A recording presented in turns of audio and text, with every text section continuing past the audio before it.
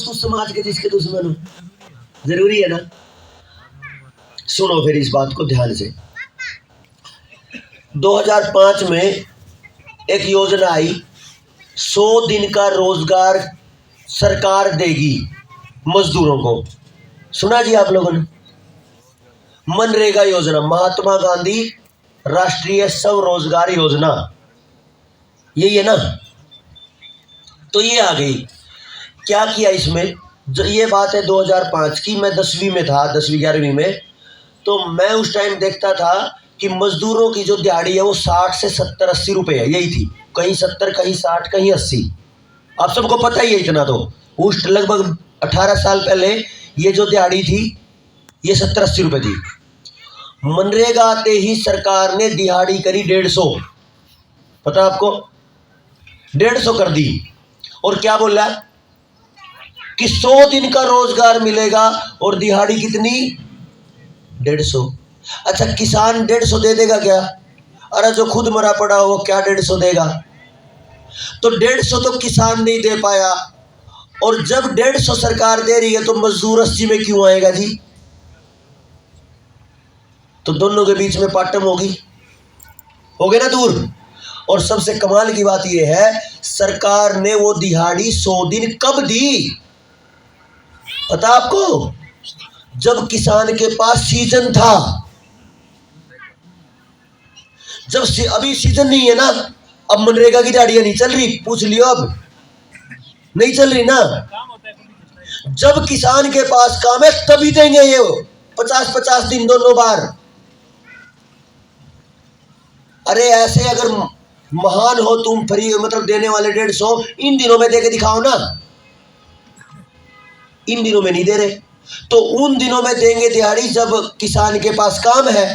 और कुछ समय किसान के पास काम है, उस टाइम 150 दिहाड़ी कर दी तो किसान तो दे नहीं सकता। तो किसान के पास मजदूर आया नहीं, गया कहाँ? मनरेगा में सड़क किनारे गड्ढे खुदवाए। और बहुत सारे ऐसे खाते बड़े मनरेगा के जहां पे अपने फ्री के पैसे भी आ गए।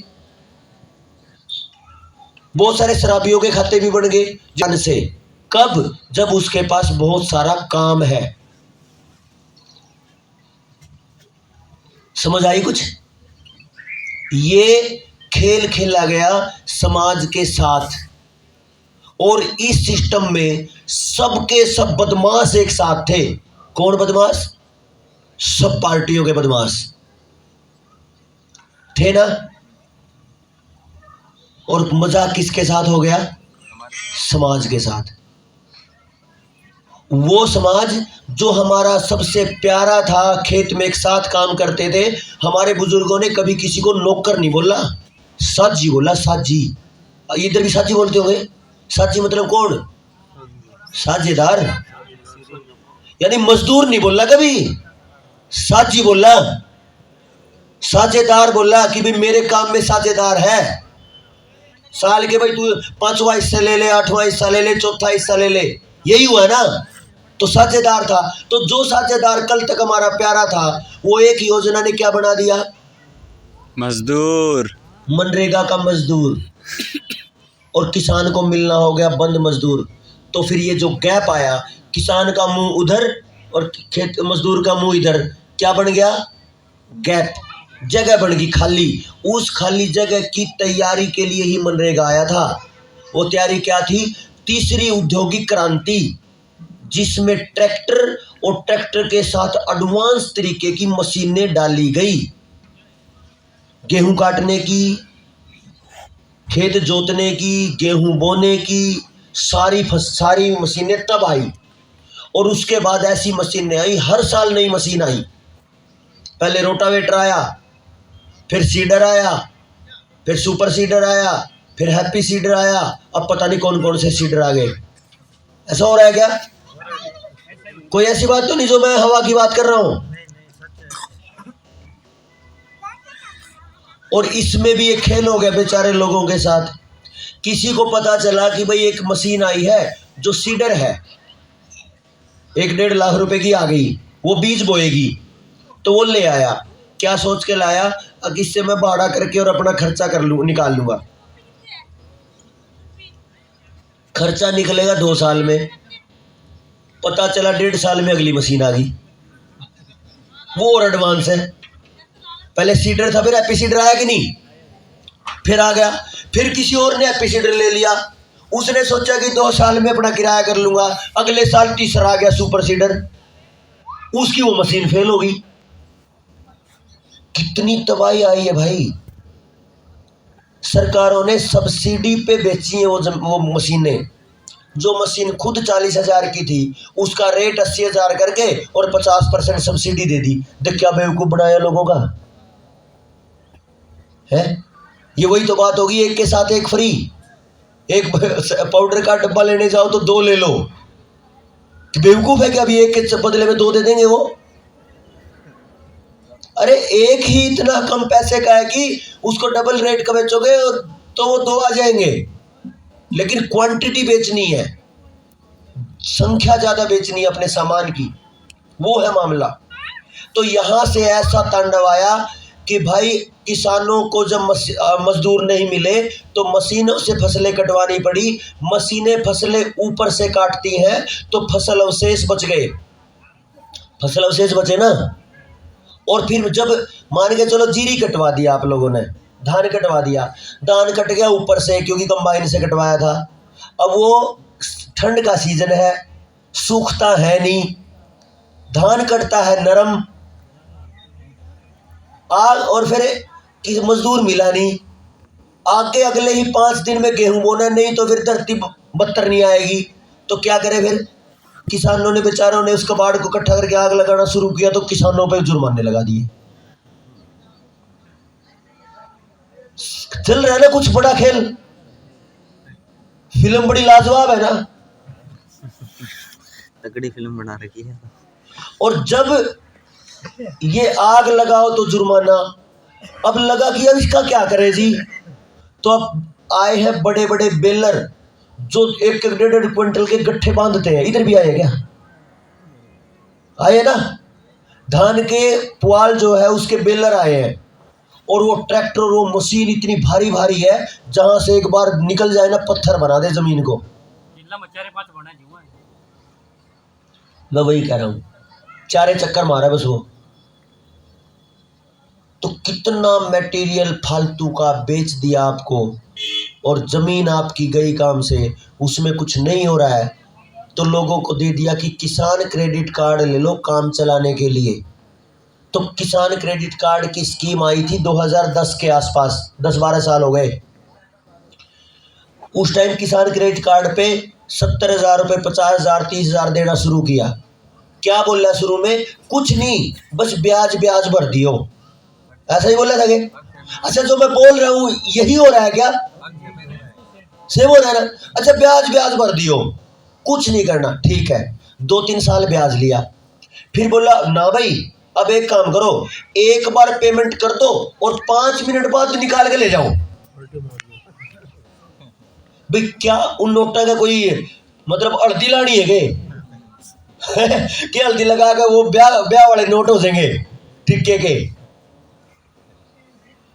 ठीक है, थोड़े दिन बाद बोल दिया भाई ब्याज ब्याज नहीं, अब आपको कुछ पेमेंट भी करनी पड़ेगी, फिर 50% करनी पड़ेगी। और अब लोगों को सिर दर्द कर रखा है कि पेमेंट करवाओ किसान क्रेडिट कार्ड की सारी। और आज किसान के पास, अच्छा एक बात बताओ, कौन सी फसल और कौन सा किसान वो महान ऐसा है, ठेके वालों को किसान नहीं कहता मैं, भाई मेरे 50 किले और मैंने ठेके पे दे दिए, ठेका ही बोलते होगे ना ठेके पे, तो ठेके पे 50 एकड़ दे दी 50,000 के हिसाब से 25 लाख मिल गए, उसको मैं किसान नहीं कह रहा।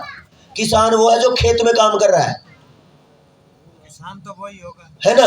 तो किसान, ऐसा कौन सा किसान है जो अपने खेत में 70,000 रुपए जो उसने लिमिट ले रखी है 1 एकड़ की, 1 साल में 70,000 रुपए शुद्ध मुनाफा कमा के अपनी लिमिट तार दे। 20,000 नहीं बचते, अरे छोड़ो पसीना नहीं बचता। कहने को किसान है वो, लेकिन मजदूर से भी कम है उसके पास मटेरियल। कैसे, एक मजदूर है वो 365 दिन में से मान के चलो 300 दिन दिहाड़ी करता है, और 300 रुपए की दिहाड़ी है उसकी, तो कितने हो गए? 90,000। 90,000 हो गए होंगे। 300 दिन की दिहाड़ी, 300 के हिसाब से 90,000 हो गए, वो उसका शुद्ध मुनाफा है। अब किसान की बात कर लो। एक जने ने ठेके पे ले ली जमीन 50,000 की, 50,000 का ब्याज 2% का 12,000, 62 की हो गई। छमाही की बात कर रहा हूं मैं। और मजदूर तो जो अड़ती है तो वो तो छमाही का ब्याज लगाता है, तो 62,000 रुपये फिर ब्याज, तो ये हो गए लगभग 75,000। 75 बनते हो गए। 75,000 में ठेका लिया, ऊपर से कम दोनों फसलों का जो खर्चा है वो 30,000 रुपये है। बोना, काटना, दवाइयां, सारे जितने खर्चे हैं हो जाते होंगे ज्यादा था। चलो मैं मान के चलता हूं कि एक फसल का 15,000 है, तो 30,000 हो गया, तो टोटल कितना हो गया? 1,05,000। ठीक है, और खर्चे रह गए अलग।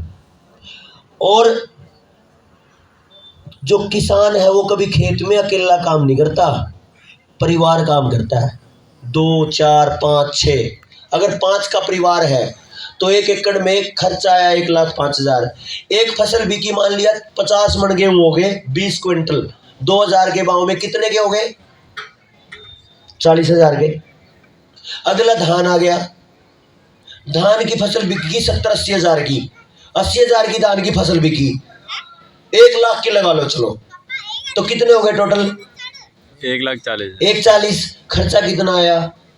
1,5,000। 1,5,000। कितने बचे? कितने लोगों को? 5 लोगों को। साल भर में 7,000 रुपए की दिहाड़ी पड़ती है किसान को। और मजदूर कितने कमा रहा है? 90,000। ये तब है जब मजदूर को मजदूरी मिल जाए। जिस तरीके से मशीनों ने तांडव किया है, कहाँ है मजदूरी?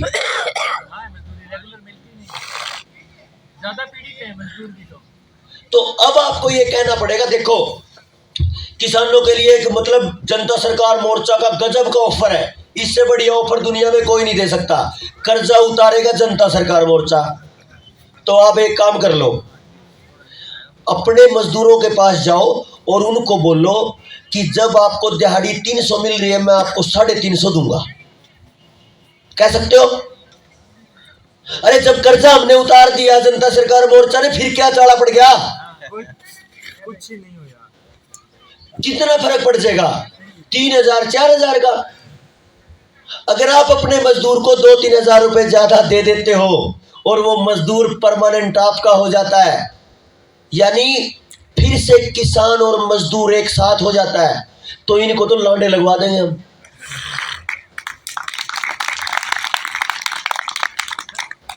वो भी तो बहुत ज्यादा कर्जे के बहुत नीचे मजदूर, तो उनका भी तार देंगे। कौन सा किसान की जड़ थोड़ा पकड़ रखी। 30,000 रुपये ले करके वो कोई बात नहीं, चक्कर में फंस गई। कल इसी पे बात करेंगे ना, चाहे मजदूर है, किसान है, व्यापारी है, कोई भी है, सबकी बात करेंगे। तो कर्जा हमारा उतर गया, पैदावार हमारी बिना यूरिया, बिना डीएपी की, बिना खर्चे की हो गई। और क्या चाहिए? और हमारा टारगेट कितना है? पहली बार पूरी पैदावार, बिना जहर, बिना बाजार। तो पहली बार में हमारी पैदावार भी पूरी आ गई, बिना खर्चे के आ गई, कर्जा हमारा उतर गया। और के भाई जनता सरकार वालों ने लुटोगे?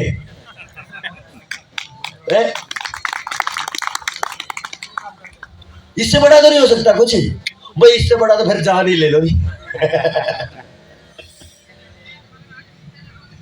तो इस समय अपने पास हर समस्या का समाधान जनता सरकार मोर्चा के पास है।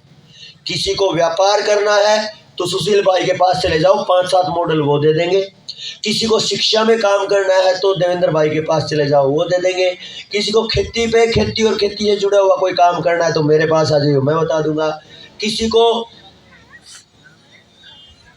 कोई ट्रेनर बनना है शरीर का, किसी को बॉडी बनानी है और उसको ट्रेनर बनना है, तो आचार्य जी के पास चले जाओ, 2 महीने लगाओ, 2 महीने में ट्रेनर तैयार, और फिर एक्सरसाइज खुद भी करो और 2 पैसे कमाओ भी। खराब है क्या फैसला? सही है। है जी, सही फैसला। तो बात ये है कि आप अपने सिस्टम को आप क्या जाने कैसे वापस किसके यहाँ बता रहे हैं? संभालोगे, क्या? ये अब आपके किस ऊपर आचार्य जी है। को बता रहे हैं?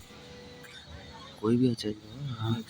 ना आपके घर में हाथ वाली पूछ चक्की लेंगे। है, ना आपके घर में हाथ वाला गंडासा है, ना पानी का नलका है हाथ वाला। तीनों के तीनों पानी, अनाज और चारा पशुओं के लिए, इन तीनों के लिए जो काम चीज है वो सारी की सारी बिजली की है जी, बिजली की है तीनों। और बिजली किसकी है? सरकार की। कंपनी की। सरकार ने तो बेच दी, और कंपनी का बिल आप ना भरो क्योंकि कर्जा इतना है, तो वो आपकी बिजली काट ले, तो आपके घर में क्या है? कुछ नहीं। क्योंकि पहले आपके पास मीटर आए जिसका बिल पहले बाद में भरते थे। पहले बिजली खर्च करते थे और बिल कब भरेंगे? बाद में। फिर मीटर और एडवांस मीटर आ गए, है ना, एडवांस बदल दिए। अब नए मीटर आ रहे हैं, चिप वाले स्मार्ट मीटर, रिचार्ज कराओ। रिचार्ज करवाने वाले।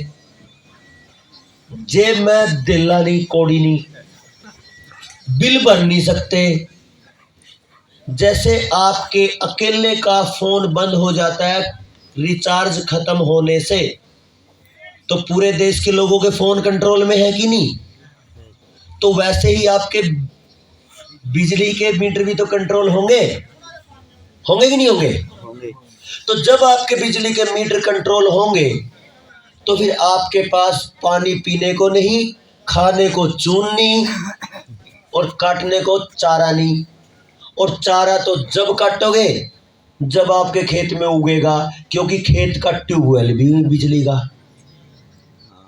अगर सीजन के एंड टाइम पे, परफेक्ट टाइम पे अगर 1 महीना बिजली कट जाए तो उनको कुछ करने की जरूरत नहीं, हम अपने आप ही मर जाएंगे। हमने जिस दिन से बिजली की मोटर की चक्की ली तो हमने कितने हजार पत्थर काट के कितने हजारों उन साथियों का काम खराब कर दिया जो पत्थर की चक्की बनाते थे हाथ वाली। जब से मिक्सी आई तो हमने कितने सारे उन साथियों का कचरा कर दिया जो सिलबट्टा बनाते थे, ओखली बनाते थे।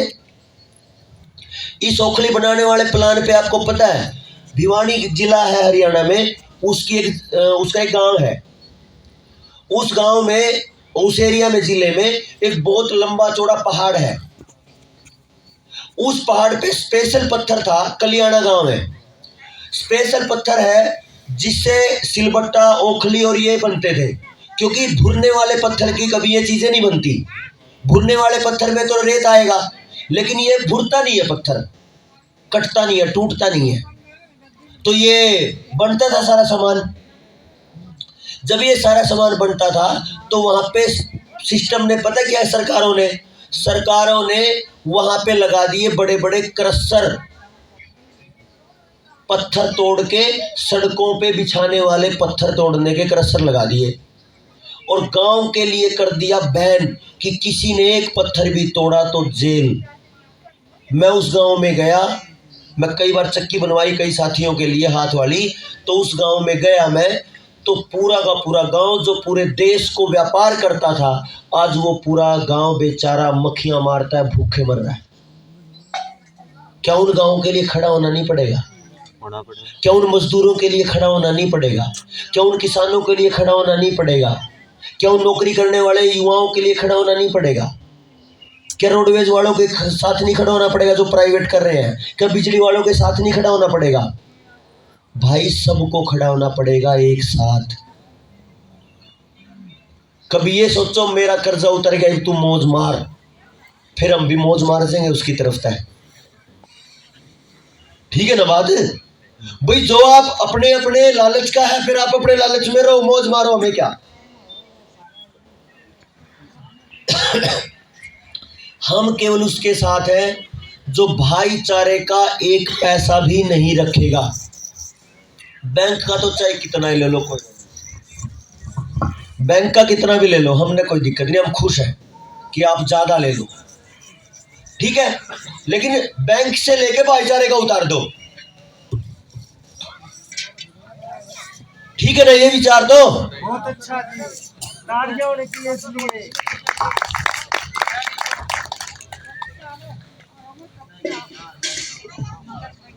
क्योंकि हमारा भाईचारा तो तोड़ दिया इन्होंने, उसी को बना लो। अच्छा एक चीज देखो,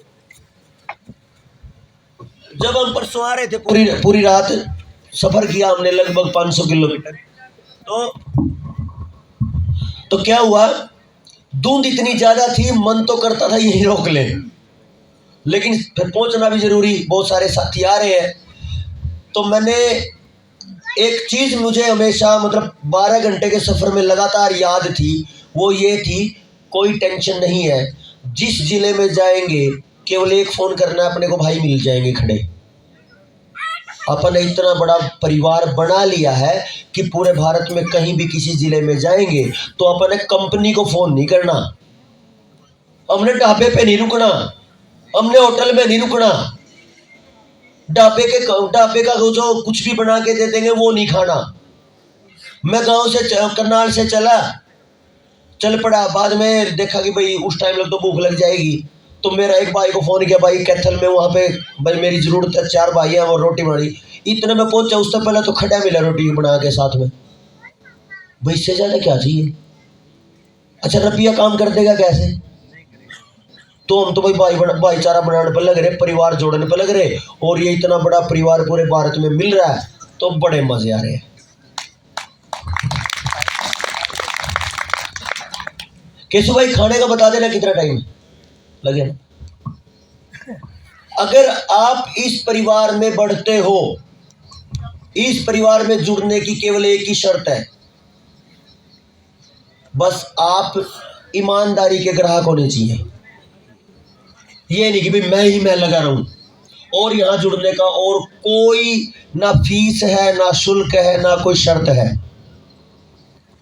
अगर आपको लगता है कि ये रास्ता सही है तो फिर हम मिलके ऐसे चलेंगे कि फिर वो मदमस्त हाथी जो चलता है ना, उसको रोकने वाला कोई पैदा नहीं होता, फिर ये मोर्चा ऐसे ही चलेगा।